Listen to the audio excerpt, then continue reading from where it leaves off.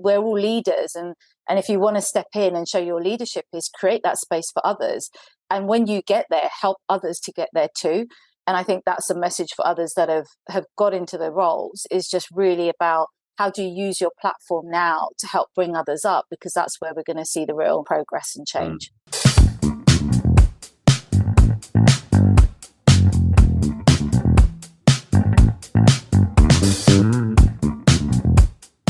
I'm Jagdip Panesar, and I work for a company called Clifford Chance, which is a legal sector professional services firm. And I'm the global head of learning and leadership development. And Clifford Chance, as I said, is a professional services. So we have a partnership. We're not a corporate structure. And it's all about going out and delivering excellent legal advice and carrying out legal work. But alongside that, it's a partnership. So you're growing your business, you're growing your client base, and it's a bit of a client-facing company. So my role is very much focused on how do we build the learning culture and ensure that we have the right skills, capabilities, mindsets in all of our lawyers and all of our business professionals that support the lawyers in carrying out their work. And in addition to that, my role is focused on leadership development and how do we get the best leadership in place that's fit for the future and fit for today. Well, I grew up in East London. I'm born from immigrant parents that came from Africa. So always kind of under that Western and British influence, but was born in East London, and actually lived right behind the hospital I was born, and lived there for until my early 20s, which was an interesting thing as well. But when I just went to the local schools from in the borough, grew up with the community around me, and I think when I was 18, 19, I took myself probably far too seriously. I was the older child, so I had a lot of responsibility. I come from kind of a traditional background of you need to work really hard to get to where you want to and be successful. And I think that's something I've definitely learned is working harder doesn't always make you successful. But it was all about kind of getting the education, trying to learn as you go along. I didn't come from a family of loads of academics and people that have been to university. I was one of the first in my family to go. So, 18, 19 for me was a learning curve. It was trying to get help and understand how to fill out a UCAS form for me at the time. So make sure I had the right points and, do I move out of home? Do I not? And, and trying to figure that out by myself through the small community of people around me, because it wasn't like I grew up where that was normal. And also, I didn't go to university in mind that I'm going to get myself on a graduate program and become a professor in a particular way, because I didn't actually have exposure to people that were on graduate programs. Most people left school and went into work. So it was interesting for me at that time. And I probably therefore did, as I said, take myself far too seriously at times than I needed to, which when I look back, I go, I wish it was just a bit more fun and a bit more playful with opportunities. I had my part-time job to keep me going in school to kind of fund that alongside contributions that were very generous from my parents. So I went to university at the time you started to pay for it. So I was very hardworking around there. And then also, I was just studying all the time. I would prepare for the exams. I knew I wasn't the brightest in the class, and I never was as I was growing up. Always, as a teacher said, you're always a few steps behind your friends. But I think that was really good for me because it made me work even harder and think about things in a different way and try to find the information if I couldn't get it. So I think for me, it presented itself with just, going to my part-time job, working and having my head in books all the time. And, that's kind of how I think it showed up. At university, I did psychology with criminology. I was very interested in behaviors, and I did psychology as an A-level, and it was my favorite subject. And so I think I kind of was very much, at one point, I think I wanted to be a counselor. And then I very quickly thought, actually, organizational development is what I want to get into. And so I think for me, uni was more about the subject. And I knew I wanted to get into, at the time, HR at the time. So I think that's what I knew in front of me. As I said, I wasn't educated around graduate programs and didn't really have that knowledge. So very much just thought about, I worked in House of Fraser part-time.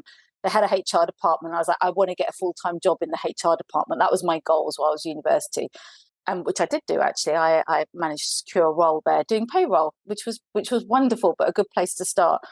So I'd say that was my routine. And I think I very quickly, when I got into the world of working, decided I wanted to do a master's and start specializing in human resources so that I can think about my career. So as you're working with people, you have different people around you, and you sort of learn the education around what does a master's mean. So I actually went on and and self-funded myself through a master's, and then got my job. When I got the job at Deloitte, they sort of funded some of it. And then as I had my master's, I started to specialize, my work started to specialize in learning and development from a generalist HR. So I always knew I wanted to progress. I probably just didn't know what that progression looked like. It wasn't like I sat down and said, I want to be a CEO of a company, or I want to be a partner in a partnership. I think I very much just thought, I want to get to the next level. And what are the skills and qualifications that I need to get? What are the things that other people around me are doing that makes me think that they're successful, and then go out and do that? So that's pretty much how I shaped my career. And I was very lucky to join a company like Deloitte quite early in my career, because they had opportunities presented to me. There was a lot of investment made, but also it was challenging. I didn't see the leaders and role models like me around me. I didn't look up and see, Indian women or women of color in senior roles. So I think for a while, I didn't really think that was open. So I just worked harder and did more and more to get more opportunities. And as I'd done that, I just progressed, but I kind of probably then expanded my field as part of it.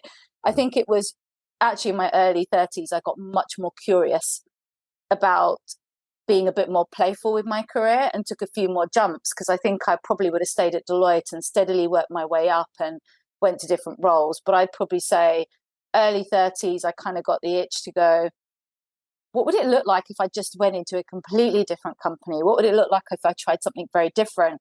And probably would say that's where I got a bit more playful with where my career was going, and took a few more jumps and didn't quite call myself something in particular. And I think if I was to give myself advice back to myself in my early 20s making those choices, it very much would be, don't take it so seriously. And if something really does, there's no right or wrong. There's no, some people are very clear. I want to be a doctor and I want to be a consultant, and there's a route up. But again, that doesn't look like just a straight ladder. Sometimes you need to come off and move to a different ladder, and that's okay. You can still get there. So I'd love to say, oh, it was just a natural step-by-step progression.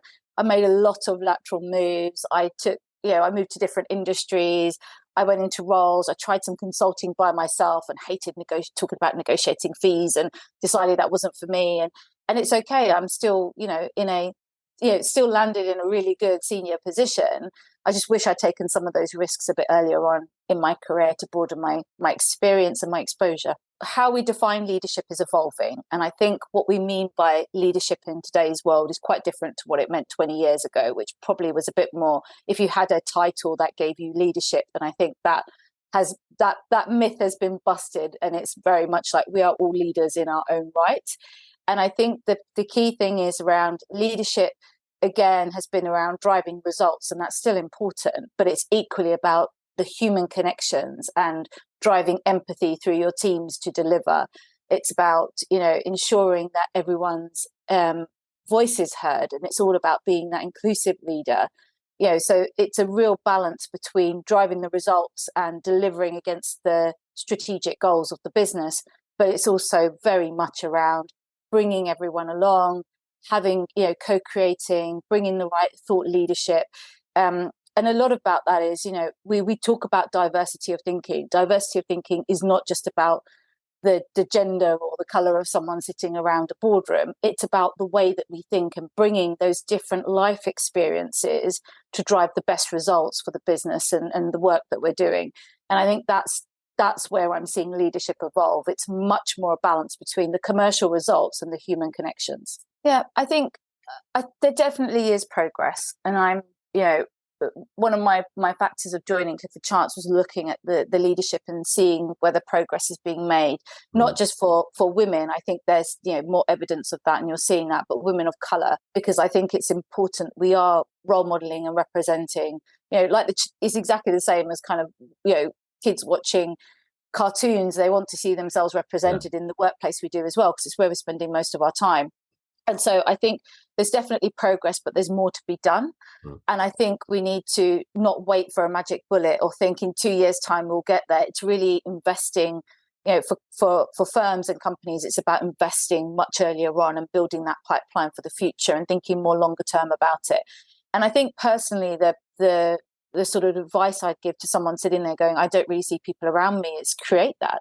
As I said, we're all leaders, and if you want to step in and show your leadership, is create that space for others. And when you get there, help others to get there too. And I think that's a message for others that have got into the roles, is just really about how do you use your platform now to help bring others up, because that's where we're going to see the real progress and change.